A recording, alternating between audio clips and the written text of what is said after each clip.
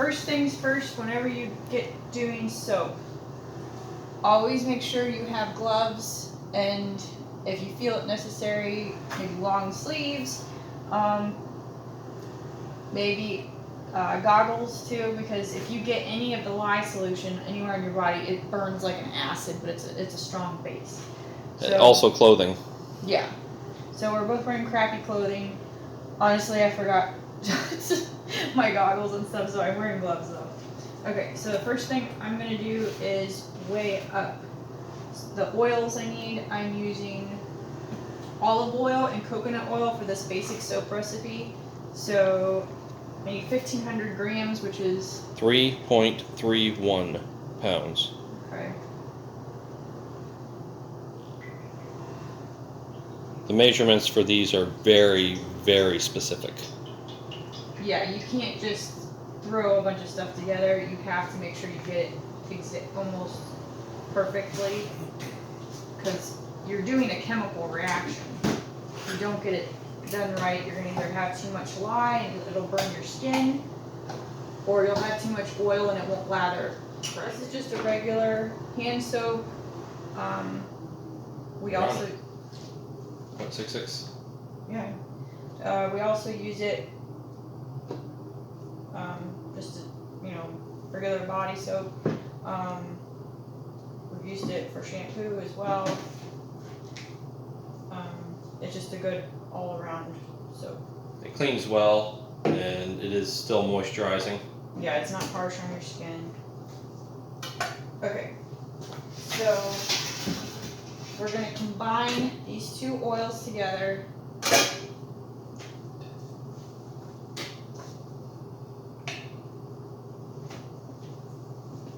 And then we're going to heat them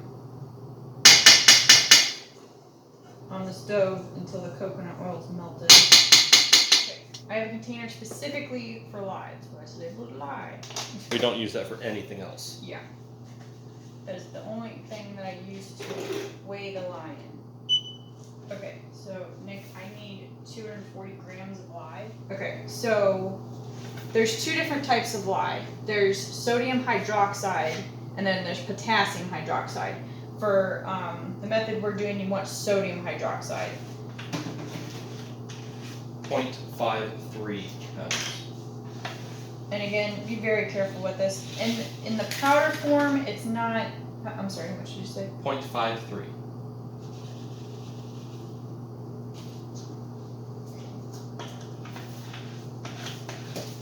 The powder form, it's not as. It's not as toxic once you add it to the liquid, to the water. Don't ever get water on this without being prepared for it. But you want to be very careful that you're not breathing in the powders and the fumes that come off of it. So now I'm going to do my water. Oh, shit. Okay, Nick, I need 585 grams. 1.29. Okay, so for the water, you can use any water you want, but it's better to use distilled water, because then you're not getting any impurities in the mix, and they won't react with the lye. So if you just want a nice clean solution, you want distilled water. Okay, so we're doing this underneath a range hood, because as soon as I'm actually going to turn that on before we start mixing this, because the reaction produces toxic fumes and it's exothermic, so that means that it produces heat. This will get up, but what does it do? It's over 200 degrees. Yeah. So, but it'll produce gases and stuff off it too. So I have my spoon that's stainless. This is the only thing I use it for, is to mix the lye with the water. The bowl is also stainless. Yes. Always mix your lye to the water. Never water to the lye. If you do that, you're more likely to splash it up, and the reaction will be more explosive, and it will not be good. So gently stir it over top of the water, and then gently stir it in, and it will start producing a gas. Almost immediately. And so he's going to turn on the what's this thing The hood. The hood.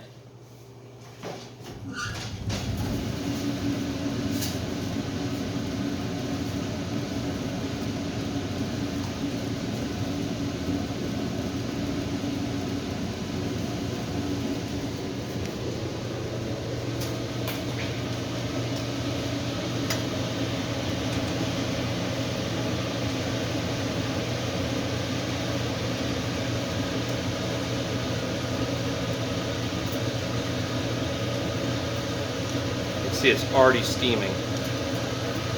You do not want to breathe that in.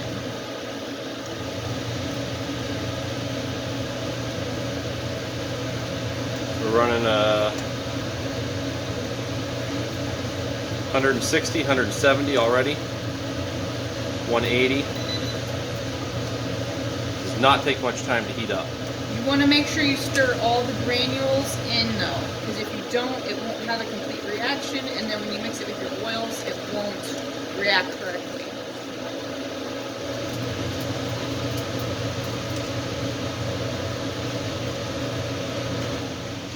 Can you check the temperature on the oil?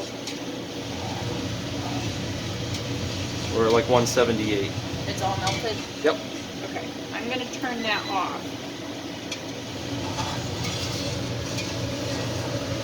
And what's the temperature? You can see it's gone pretty much clear and transparent now, which means that the lye's been mixed in properly. We're probably at about full reaction here. We're at not 192, 194.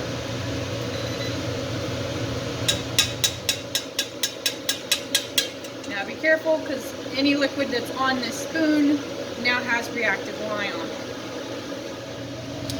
Okay, so basically we're waiting for all these to cool down. You want to do your reaction. You want the oils and the lye solution to be between 90 degrees and 120 degrees. And they need to be within 10 degrees of each other. Otherwise your reaction is just, it's not going to work out correctly. We've had that problem many times. The higher you have the temperature, like the closer it is to 120, the quicker the reaction will take place, and the less you have to stir it as often. So what are we at? We're about 166 over there, and our lye is at 176. Okay, so once it's around 120, 110, 120, both of them within 10 degrees, then we'll start mixing them together. So until that point, I'll show you what else we have that we'll do next. So when we go to do it, we have a bucket just for making soap. That's why it says soap. This is just a food grade bucket we picked up probably at Lowe's or something. So you put your oils in this first, and then you slowly pour your lye solution into that. Make sure not to splash anything. And then that's where we'll do the mixing at, is in that. And we'll show you that process. We don't have, eventually we'd like to make our own soap molds, maybe some nice wood ones, but for right now, we're too busy to do that, and I'm too cheap to buy them. So we just took some cardboard boxes and lined the inside of them with butcher paper. It's a wax. That's waxed. So that works fine. Did the temperature on this? This is at 110. This is at 120. So they're within the range, and they're within 10 degrees each other. So we're going to pour the oil into our bucket.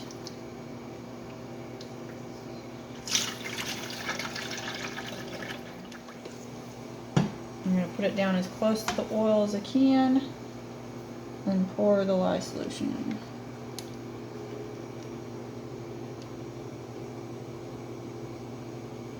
I'm going to stir this gently.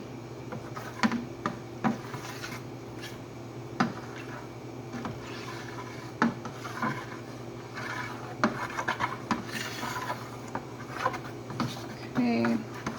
And then we are going to use an immersion blender to finish it. Technically you could just keep on stirring it, but it'll take a long time. So we are going to cheat.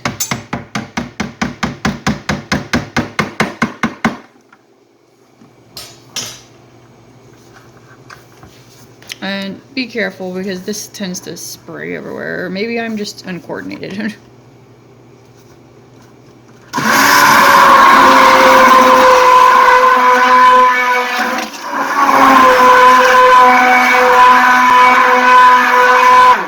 So you're just gonna keep on stirring it until it reaches trace, and I'll show you what that looks like when we reach it. It's probably gonna take at least 10 minutes to do. So, been mixing it for about 4, maybe 5 minutes. You can tell it's getting thicker, but we want it to be like the consistency of pudding, and it's almost there. So we're gonna keep on mixing, and I'll show it to you when it's done. Yeah, I think it's good. So after this cures, it'll be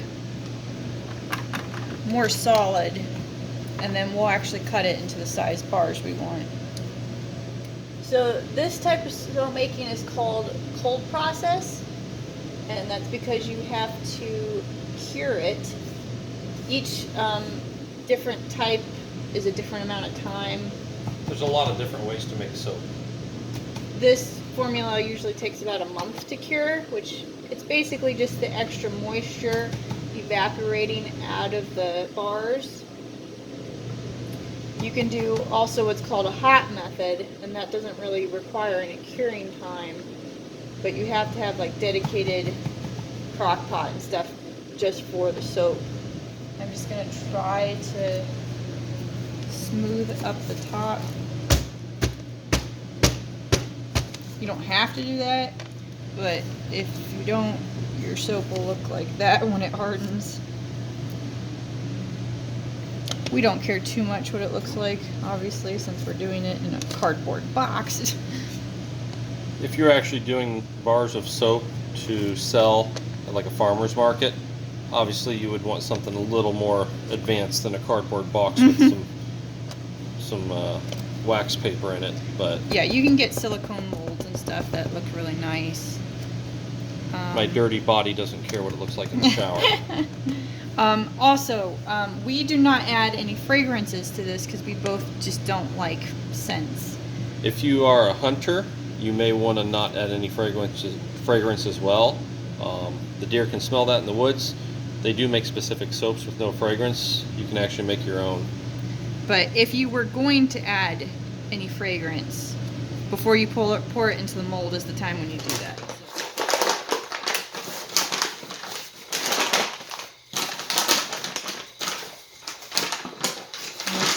Peel back the plastic as much as I can, and then I'm gonna flip it upside down onto the cutting board.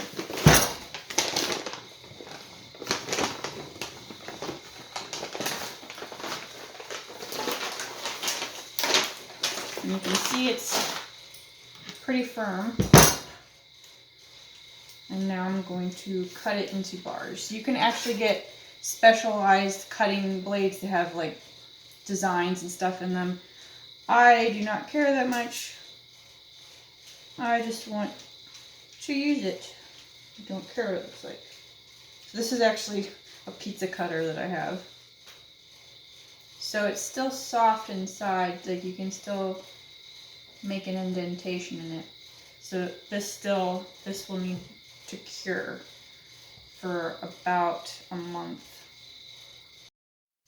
Just make sure that you're using a specific recipe for any soap that you try to do.